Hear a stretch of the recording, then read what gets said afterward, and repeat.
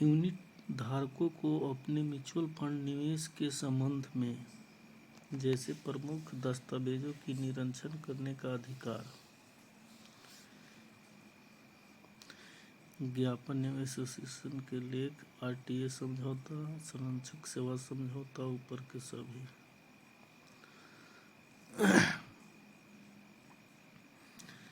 स्पष्टीकरण। निवेशकों के अधिकार एवं दायित्व के अनुसार दस्तावेजों के निरीक्षण का अधिकार यूनिट धारकों को ट्रस्ट डीडी, निवेश प्रबंधन समझौता का कस्टोडियल सेवा समझौता, आरटीए समझौता और एमसी के मेमोरेंडम एवं एसोसिएशन के लेख जैसे प्रमुख दस्तावेजों का निरीक्षण करने का अधिकार है। एक बार जब म्यूचुअल फंड यूनिट की गिरवी रख दी जाती है तो यूनिट धारक को इकाई नहीं बेची जा सकती। 3 महीने की अवधि के बाद यूनिट को बेच सकते हैं। यूनिट को बेचा नहीं जा सकता, लेकिन यूनिट किसी अन्य योजना में बदला जा सकता है। जी नहीं, सही जवाब इसका है इकाई नहीं बेची जा सकती। बैंक, एनबीएफसी और अन्य वित्त पोषक अक्सर यूनिट धारक द्वारा यूनिट गिरवी रखकर पैसा उधार देते हैं। एक बार यूनिट गिरवी रख दी जाने के बाद यूनिट धारक गिरवी रखी गई यूनिट को तब तक बेच या बदल नहीं सकते हैं जब तक गिरवीकर्ता गिरवी को छोड़ने के लिए लिखित अनुपस्थिति प्रमाण पत्र न दे।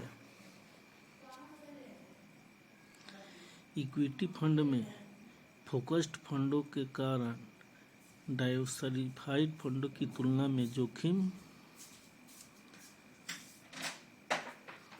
निम्न अत्यधिक संकेंद्रित पोर्टफोलियो, उच्चतर अत्यधिक संकेंद्रित पोर्टफोलियो, कम फंड का कम खर्च, उच्च ऋण प्रतिभूतियों निवेश।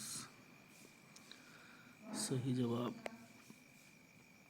स्पष्टीकरण। इक्विटी फंड में से कुछ योजनाओं में कुछ शेयर पर केंद्रित पोर्टफोलियो हो सकता है। ऐसी योजना श्रेणी को फोकस्ड के फंड के रूप में जाना जाता है। इन योजनाओं के विविधीकृत फंड की तुलना में अधिक जोखिम होता है क्योंकि इनमें कम संख्या में शेयर का संकेंद्रण अधिक होता है। निम्नलिखित में कौन सा कार्य एक एसेट मैनेजमेंट कंपनी एमसी आंतरिक रूप से कर सकती है? संरक्षक सेवाएं, दलाली, रजिस्ट्रार और ट्रांसफर। संरक्षक सेवाएं गलत जवाब। रजिस्ट्रार और ट्रांसफर एजेंट। स्पष्टीकरण। रजिस्ट्रार और ट्रांसफर एजेंट आरटीए की नियुक्ति एमसी द्वारा की जाती है। हालांकि आरटीए की नियुक्ति करना अनिवार्य नहीं है। एएमसी इस गतिविधि को इन हाउस संभालने का विकल्प चुन सकता है। एएमसी कस्टोडियन एवं ब्रोकर नहीं हो सकता है। एक स्वतंत्र कस्टोडियन एवं सुनिश्चित करता है कि प्रतिभूतियां वास्तव में निवेशकों के लाभ के लिए योजना में रखी गई है, जो एक महत्वपूर्ण नियंत्रण पहलू है।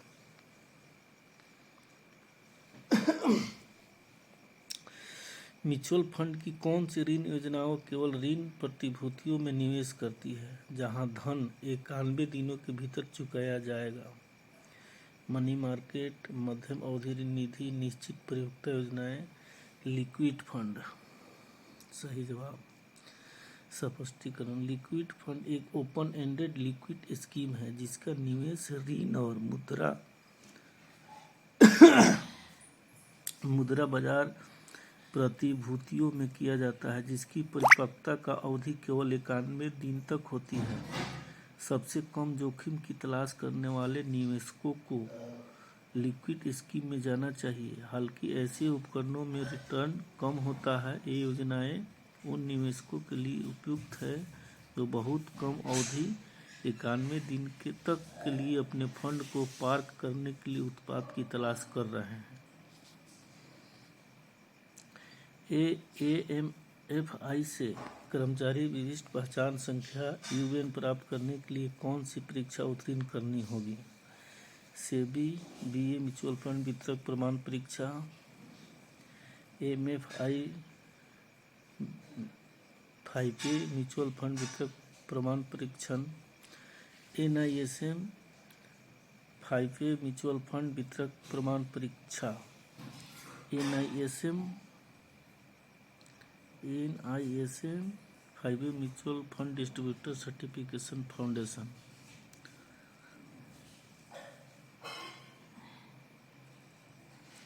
सही जवाब। म्यूचुअल फंड के वितरण में शामिल संस्थाओं को एमएफआई के साथ पंजीकरण करना होगा। इन संस्थाओं के कर्मचारियों को NISM series 5A mutual fund distributor certification परीक्षा उत्तीर्ण करनी होगी और एमएफआई से कर्मचारी विशिष्ट पहचान संख्या यूएन प्राप्त करनी होगी। म्यूचुअल फंड कंपनी में निवेशकों को योगदान का प्रबंधन कौन करता है और निवेश निर्णय कौन लेता है?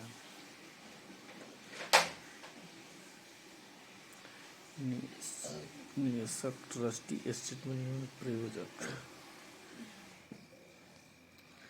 Asset management company. स्पष्टीकरण।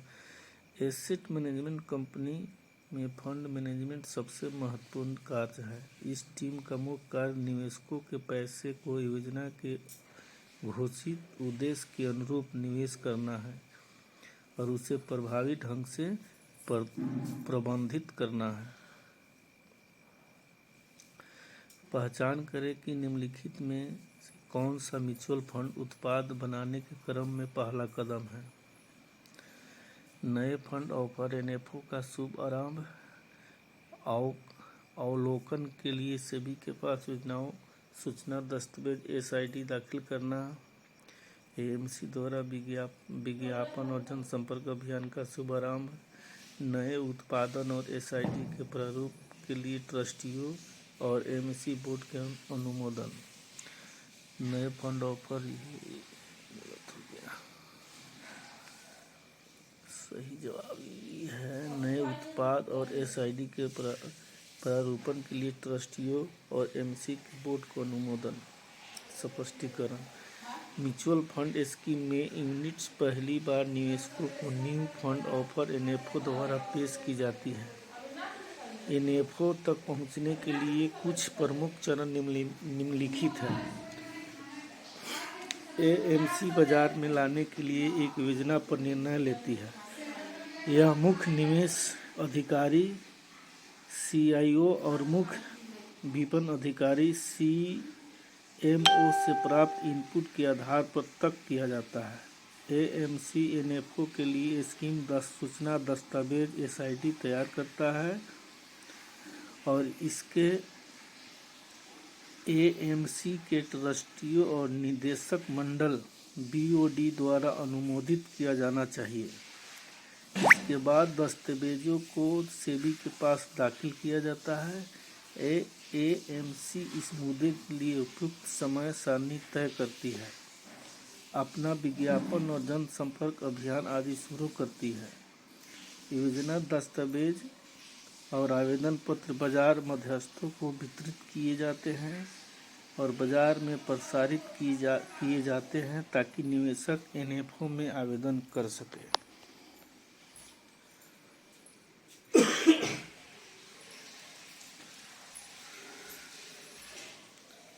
प्रश्न संख्या 9 का निवेश उद्देश्य पूंजी वृद्धि प्राप्त करना।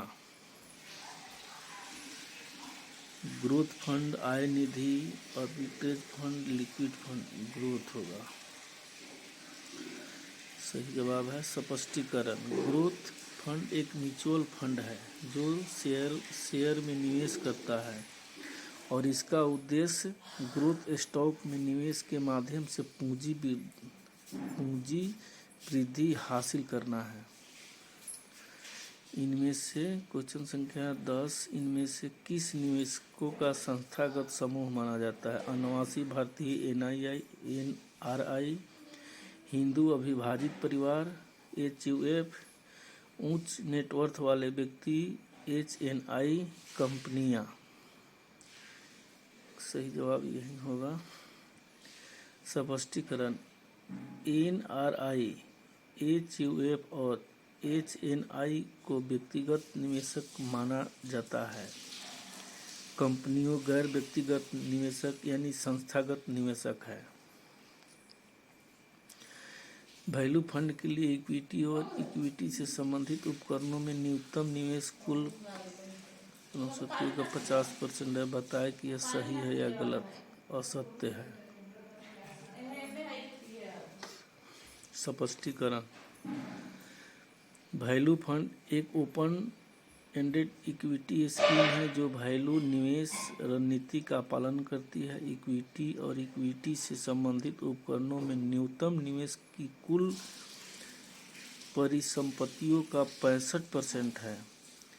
मूल निवेश शैली मौलिक विश्लेषण के आधार पर ऐसे शेयरों को चुनने का एक तरीका है जिनकी कीमत उनके आंतरिक मूल्य से कम होती है।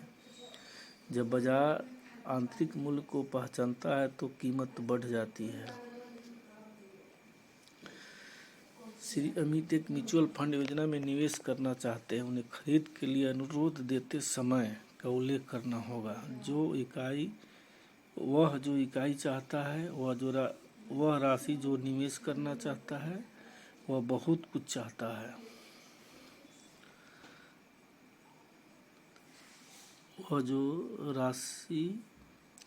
वह राशि जो वह निवेश करना चाहता है।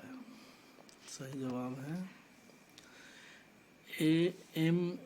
AMF स्कीम में खरीद अनुरोध केवल निवेशक द्वारा निवेश की जाने वाली राशि को निर्दिष्ट करके दिया जा सकता है। आवंटित यूनिट आवंटन की तिथि के NAV पर निर्भर करेगी।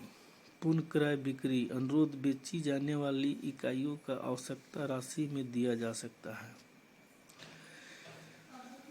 म्यूचुअल फंड योजनाओं में दावा न किए गए लाभांश के लिए निम्नलिखित में कौन सा कथन सत्य है?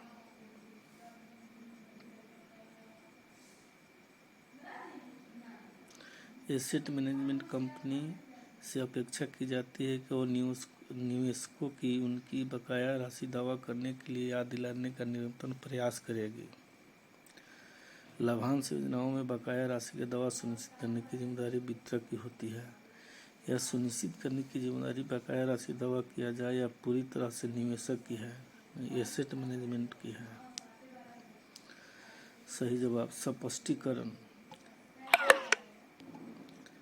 AMC से अपेक्षा की जाती है कि वह निवेशक को उनके बकाया का दावा करने के लिए पत्र के माध्यम से याद दिलाने का निरंतर प्रयास करेगी।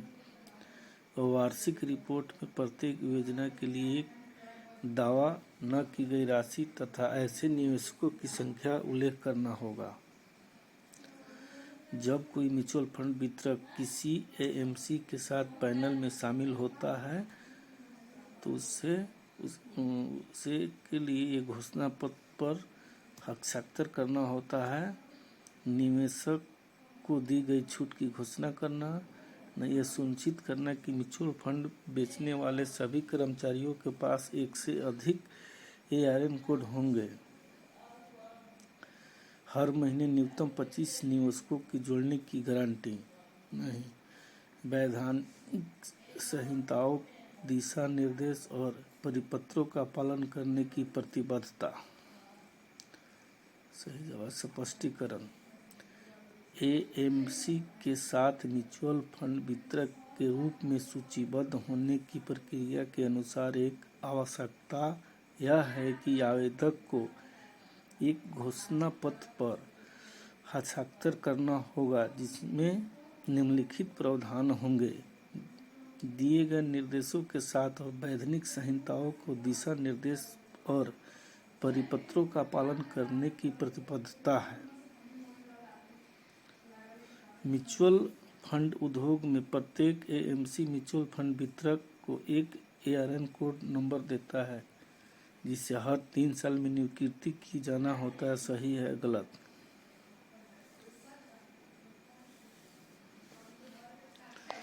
सच या सेबी के नियम के अनुसार है। यह सत्य है। MFI ARN कोड संख्या जारी करता है। सही जवाब। स्पष्टीकरण। ARN code association of mutual fund in India MFI द्वारा दिया जाता है।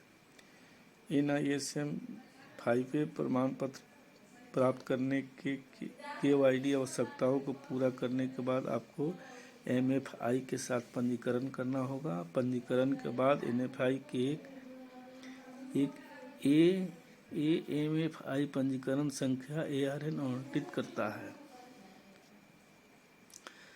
निम्नलिखित में से किसमें सबसे अधिक ऋण जोखिम है? मुद्रा बाजार निधि, जॉब फंड, जीके फंड, आय निधि। जॉब फंड एक प्रकार का बॉन्ड है जिसमें डिफॉल्ट का जोखिम अधिक होता है। ऐसे बॉन्ड जारी करने वाले के पास नियमित ब्याज का भुगतान करने या परिपक्वता के समय बॉन्ड धारकों को मूल राशि चुकाने के लिए पर्याप्त नकदी प्रवाह नहीं हो सकता। वित्तीय रूप से संघर्ष कंपनियों द्वारा जारी बॉन्डों को जंग बॉन्ड कहा जाता है, लेकिन वे निवेशकों के लिए आकर्षक बनाने के लिए उच्च रिटर्न देते हैं। जब कोई अप्रवासी भारतीय NRI यूनिट के लिए सदस्यता लेता है तो उसे म्यूचुअल फंड आवेदन पत्र में कौन सी जानकारी शामिल करनी होती है? पासपोर्ट विवरण, पिछले 1 वर्ष से निवास करने वाले देश, पिछले 1 वर्ष में किए गए निवेश का विवरण, वर्तमान विदेशी पता। स्पष्टीकरण। म्यूचुअल फंड निवेश के लिए प्रदान की जाने वाली जानकारी के नाम, राष्ट्रीयता पहचान प्रमाण और KYC अनुपालन, सभी धारकों के हस्ताक्षर, प्रथम धारक का पता और संचार विवरण शामिल है। NRI निवेशकों के मामले में विदेशी पता भी उपलब्ध कराना होगा। निम्नलिखित में से किस मामले में म्यूचुअल फंड योजना पर योजना के कुल व्यय अनुपात के अतिरिक्त माल एवं सेवा कर GST लगाया जा सकता है? AMC शुल्क पर लागू GST को कुल व्यय अनुपात के अतिरिक्त योजना में वसूला जा सकता है। किसी भी शुल्क पर लागू GST कुल व्यय अनुपात के भीतर होना चाहिए। केवल वितरक की कमीशन पर लागू GST के कुल व्यय अनुपात के अतिरिक्त योजना में लाया जा सकता है। AMC शुल्क पर लागू GST के साथ वितरक कमीशन को कुल व्यय अनुपात के अतिरिक्त योजना में वसूला जा सकता है। सही जवाब है इसका। AMC शुल्क पर लागू GST को कुल व्यय अनुपात के अतिरिक्त योजना में वसूला जा सकता है। स्पष्टीकरण। AMC सेबी म्यूचुअल फंड विनियम के तहत निर्धारित सीमाओं के भीतर लागू कराधान कानून के अनुसार योजनाओं पर GST लगा सकते हैं। कुल व्यय अनुपात TIR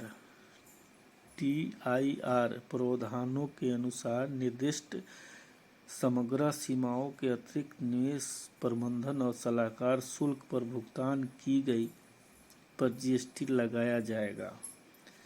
म्यूचुअल फंड के वितरक को देय कमीशन GST के अधीन हो सकता है, जैसा कि ARN को धारकों के मामले में लागू होता है। इस तरह का कर योजना भी नहीं लगाया जा सकता। गलत कथनों और कथानों की पहचान करें। म्यूचुअल फंड योजनाओं का मूल्यांकन करते समय इक्विटी फंड की तुलना में डेट फंड में व्यय अनुपात अधिक मायने रखता है। Ultra short term debt fund को अनिवार्य रूप से उच्च क्रेडिट गुणवत्ता वाले डेट प्रतिभूतियों में निवेश करता है।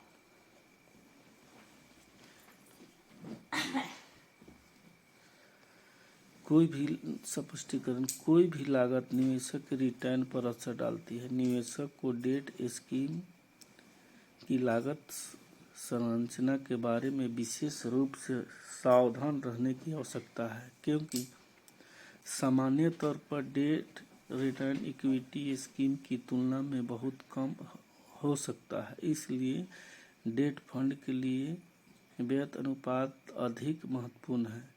जब सीमाएं स्पष्ट रूप से परिभाषित नहीं होती है तो फंड प्रबंधक जोखिम प्रबंधन में सक्रिय भूमिका निभा सकता है।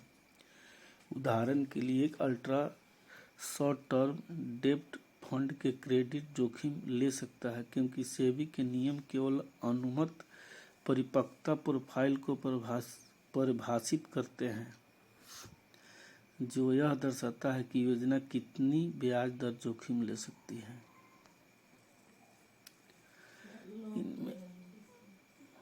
इनमें कौन सा कथन सत्य है? म्यूचुअल फंड विभिन्न विकल्प प्रदान करते हैं, जैसे ग्रोथ, आय वितरण, पूंजी निकासी, पुनर्निवेश आदि, क्योंकि विभिन्न निवेशकों की लाभ को संभालने के तरीके के बारे में अलग अलग प्राथमिकताएं होती हैं।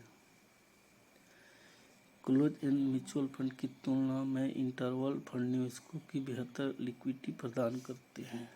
दोनों सही है। इंटरवल फंड में ओपन एंडेड और क्लोज एंडेड दोनों तरह की स्कीमों की खूबियां शामिल होती है। वे काफ़ी हद तक क्लोज एंडेड होते हैं, लेकिन पूर्व निर्देश अंतराल पर ओपन एंडेड को हो जाते हैं। निवेशकों के लिए लाभ यह है कि पूरी तरह से क्लोज एंडेड स्कीम के विपरीत इंटरवल फंड की यूनिट खरीदने या बेचने के लिए पूरी तरह से स्टॉक एक्सचेंज पर निर्भर नहीं होते हैं। किसी योजना के अंतर्गत प्रस्तुत विकल्प निवेशकों की उनकी तरलता, वरीयता और कर स्थिति के अनुरूप अपने निवेशों की संरचना करने की अनुमति देते हैं।